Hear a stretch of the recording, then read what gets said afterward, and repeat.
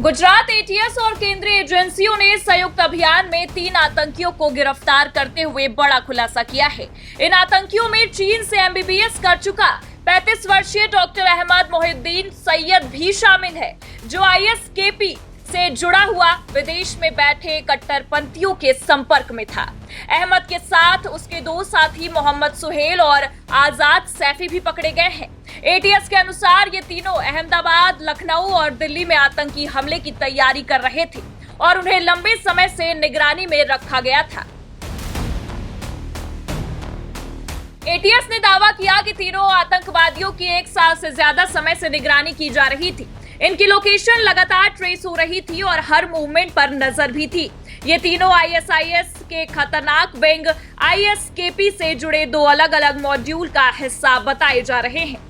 Gujarat ATS के DIG Sunil Joshi के मुताबिक हैदराबाद निवासी 35 वर्षीय अहमद मोहिउद्दीन के बारे में कई महीनों से इनपुट मिल रहे थे कि वो कट्टरपंथी गतिविधियों में शामिल है और इसी के आधार पर एटीएस उसकी हर गतिविधि पर नजर रख रही थी। हैदराबाद का रहने वाला एक आदमी जिसका नाम सैयद अहमद मोहिउद्दीन है, ये देश में आतंकवादी घटना को अंजाम देने के लिए कुछ कार्रवाइयां कर रहा है और इसी के कॉन्स्पिरेसी के भाग के तहत ये गुजरात अहमदाबाद भी आने वाला है।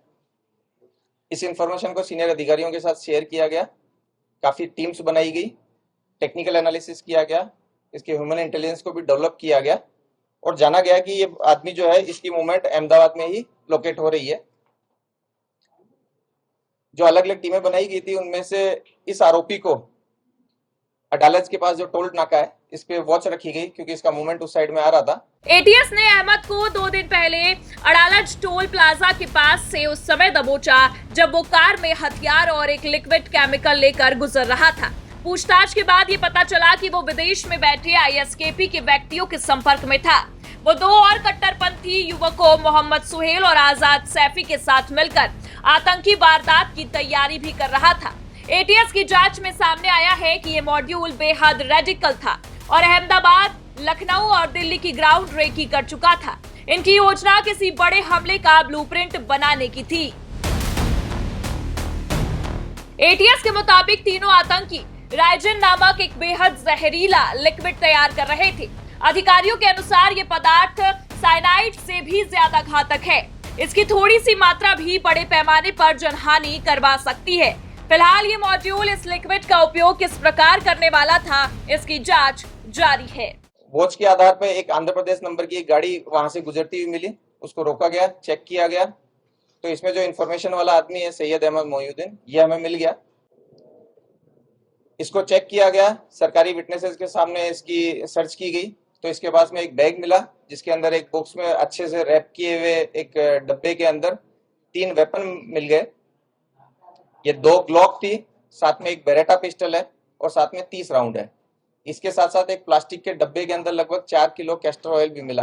पूछताछ में अहमद ने बताया कि ये हथियार राजस्थान के हनुमानगढ़ से मंगवाए गए थे। वो इन्हें गुजरात में सप्लाई देने आया था और डिलीवरी पूरी करने के बाद हैदराबाद लौटने वाला था। एटीएस ये पता लगा रही है कि हथियार किस चैनल के जरिए सप्लाई नेटवर्क में आया और कौन लोग इसमें शामिल थे। सूत्रों के मुताबिक तीनों आतंकी 1 साल से ज्यादा समय से एटीएस की रडार पर थे। जैसे ही उन्हें गुजरात में हथियार बदलने की जानकारी मिली, एटीएस ने तुरंत ऑपरेशन चलाकर तीनों को गिरफ्तार कर लिया।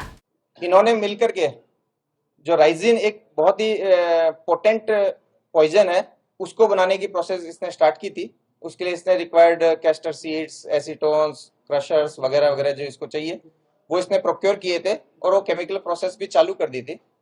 इस पर्टिकुलर विजिट में इसको ये वेपन की डिलीवरी होनी थी। इन वेपन की डिलीवरी के बारे में जब पूछा गया तो ये कलोल के आसपास से इसको एक लोकेशन पे ये डेड ड्रॉप की तरह ये वेपन मिला था।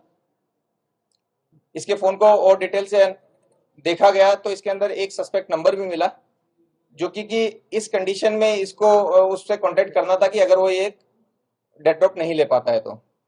इस नंबर को जब चेक किया गया तो ये नंबर यूपी से मूल इसका एसडीआर होना पाया गया और इसका मूवमेंट गुजरात में होना पाया गया। बता दें कि इस पूरे मामले में राष्ट्रीय सुरक्षा एजेंसियां भी शामिल है। मामले में एटीएस का दावा है कि ये मॉड्यूल किसी बड़े हमले की योजना बना रहा था जिसे समय रहते ही विफल कर दिया गया। डेस्क रिपोर्ट, आज की खबर।